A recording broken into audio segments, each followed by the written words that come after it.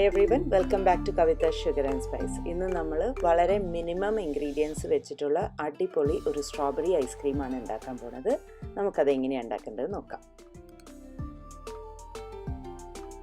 നമ്മുടെ strawberry ice cream ഉണ്ടാക്കാനായിട്ട് ഞാൻ ഇങ്ങനെ ഒരു ബോളിലാണ് വിപ്പ് ചെയ്തെടുക്കാൻ പോണത്. നിങ്ങൾക്ക് ഹാൻഡ് ഹെൽഡ് മിക്സറാണ് ഉള്ളതെന്നുണ്ടെങ്കിൽ നിങ്ങൾക്ക് അത് വെച്ച് ചെയ്യാം. ഞാനിപ്പോൾ ഈ വിപ്പിംഗ് അറ്റാച്ച്മെൻ്റ് ആണ് ഇതിന് യൂസ് ചെയ്യുന്നത്. ഇത് രണ്ടും ഫ്രിഡ്ജിൽ വെച്ച് നന്നായി തണുപ്പിച്ചതാണ്. ഇതിലേക്ക് ഞാൻ ഒരു കപ്പ് ഹെവി ക്രീം അല്ലെങ്കിൽ നിങ്ങൾക്ക് വിപ്പ് ക്രീം ഏതാണെന്ന് വെച്ചാൽ യൂസ് ചെയ്യാം. ഇതൊരു കപ്പ്. ഇത് നമുക്ക് ആദ്യം നന്നായിട്ടൊന്ന് വിപ്പ് ചെയ്തെടുക്കണം.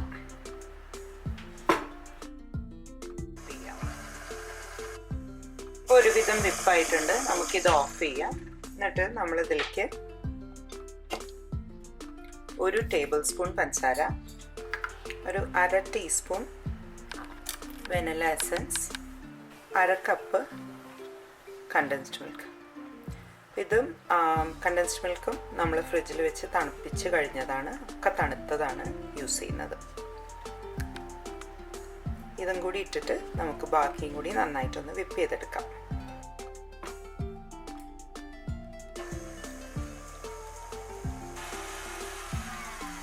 ഇതിപ്പോൾ ഇത്രയും വിപ്പായിട്ടുണ്ട്. ഇത് മതി, ഇത് കൂടുതലാക്കണ്ട. ഇനി നമുക്കിതിൻ്റെ ആവശ്യമില്ല. ഇത് ഇവിടുന്ന് മാറ്റാം. നമ്മൾ ഇതിലേക്കാണ് ഇനി അടുത്ത പണികൾ ചെയ്യാൻ പോണത്. ഞാനിവിടെ ഒരു കപ്പ് സ്ട്രോബെറിയാണ് എടുത്തിരിക്കുന്നത്. ഇതിൻ്റെ കളറ് ആണ് ഇപ്പോൾ ഈ കാണുന്നതൊക്കെ. അപ്പം ഇത് നിങ്ങൾക്ക് വേണമെന്നുണ്ടെങ്കിൽ മിക്സിയിലിട്ടിട്ട് അടിക്കാം. പക്ഷെ മിക്സിയിലിട്ട് അടിച്ചു കഴിഞ്ഞാൽ ചിലപ്പോൾ വല്ലാതെ വാട്ടറി ആയിപ്പോവും. അപ്പം ഞാനിവിടെ ഒരു ഗ്ലൗസ് ഇട്ട് കൈ കൊണ്ട് തന്നെ ഇങ്ങനെ മാഷ് ചെയ്യാണ്. അപ്പം അങ്ങനെയാകുമ്പം നമുക്ക് കുറച്ച് ബിറ്റ്സ് ആൻഡ് പീസസ് ഒക്കെ അതിൻ്റെ കൂടെ വേണമെന്നുണ്ടെങ്കിൽ നമുക്കൊരു ആ കണക്കിനനുസരിച്ച് ആക്കിയാൽ മതി. വല്ലാതെ വെള്ളമാവില്ല. കുറച്ച് കടിക്കാൻ കുറച്ച് കഷ്ണങ്ങളൊക്കെ ഉണ്ടാവുകയും ചെയ്യും. ആ കാരണം കൊണ്ട് ഇതാണ് ബെറ്റർ. അങ്ങനെ ഇഷ്ടമല്ല എന്നുണ്ടെങ്കിൽ മിക്സിയിൽ അടിച്ചാൽ മതി കേട്ടോ. ഇങ്ങനെയായി. ഇനി നമുക്കിതിനെ പാത്രത്തിലേക്ക് ഇടാം.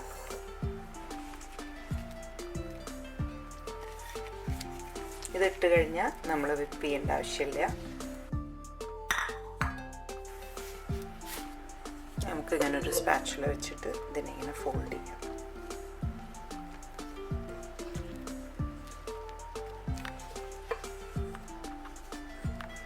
ഞാൻ ഒരുവിധം മിക്സ് ചെയ്യണേ ഉള്ളൂ.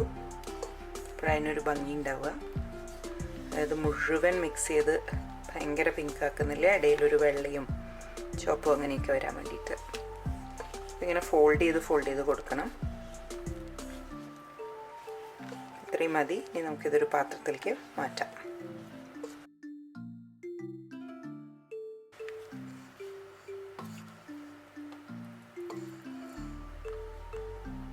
ഇതിൽ നോക്കിക്കഴിഞ്ഞാൽ നിറച്ച് സ്ട്രീക്സ് കാണാം നിങ്ങൾക്ക്.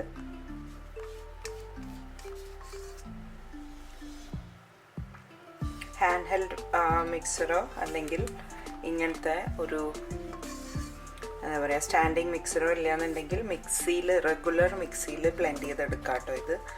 ഇതേ സ്റ്റെപ്പായിട്ട് ചെയ്താൽ മതി. ആദ്യം വിപ്പ് ക്രീമും പിന്നെ മിൽക്ക് മെയ്ഡും എന്നുള്ളൊരു കണക്കിൽ ചെയ്താൽ മതി. ഞാനിതിൻ്റെ മുകളിലേക്കായിട്ട് ഒരു 2 സ്ട്രോബെറി കൂടി ഇങ്ങനെ എടുത്തിട്ട് ഒന്ന് ചെറുങ്ങനെ മാഷ് ചെയ്ത് ഇതിൻ്റെ മേലിടുന്നുണ്ട്.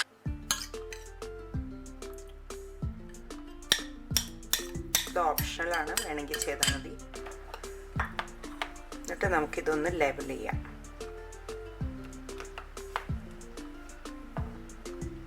ഇതിൻ്റെ മുകളിൽ നമുക്ക് ഞാനിത് നേരത്തെ കട്ട് ചെയ്ത് വെച്ചാണ് ഒരു കറക്റ്റായിട്ട് ഒരു ബട്ടർ പേപ്പർ ഇങ്ങനെ വയ്ക്കുക. ഇത് ഫ്രീസറിൽ വയ്ക്കുമ്പം ക്രിസ്റ്റലൈസ് ഒന്നും ആവാതിരിക്കാൻ വേണ്ടിയിട്ടാണ്. അല്ലെങ്കിൽ ചിലപ്പോൾ ഐസ് ക്രിസ്റ്റൽസ് ഉണ്ടാവും ഇതിൻ്റെ മുകളിൽ. അപ്പം ഇതിങ്ങനെ വെച്ചു. നമുക്കൊരു അലൂമിനിയം ഫോയിലും ഇതേ സൈസിൽ ഞാൻ കട്ട് ചെയ്തെടുക്കാം.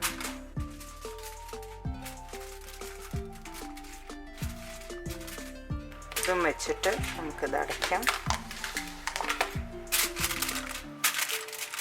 നല്ല പ്രൊട്ടക്ഷനായി അതിന്.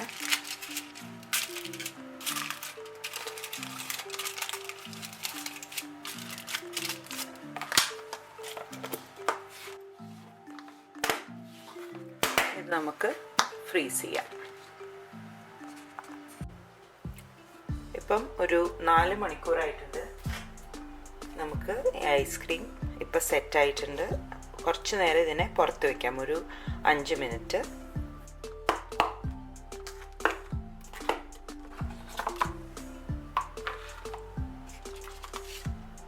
നമുക്ക് നമ്മുടെ ഫോയിലും ബട്ടർ പേപ്പറും രണ്ടും മാറ്റാം.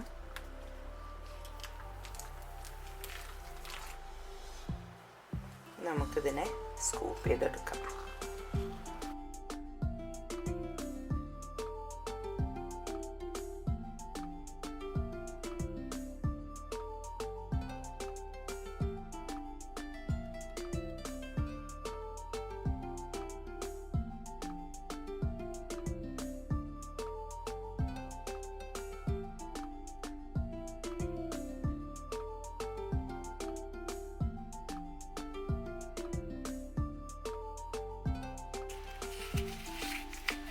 നിങ്ങൾക്ക് ഐസ്ക്രീം ഇതിൽ നിന്ന് എടുക്കാൻ കുറച്ച് ബുദ്ധിമുട്ടുണ്ടെന്നുണ്ടെങ്കിൽ ഈ സ്കൂപ്പ് ഒന്ന് ചൂടുവെള്ളത്തിൽ മുക്കിയിട്ട്, ചൂടുവെള്ളമല്ല ഒരു വാം വാട്ടറിൽ മുക്കിയിട്ട് എടുക്കുകയാണെങ്കിൽ പെട്ടെന്ന് തന്നെ ഇത് നമുക്ക് സ്കൂപ്പ് ചെയ്തെടുക്കാൻ പറ്റും.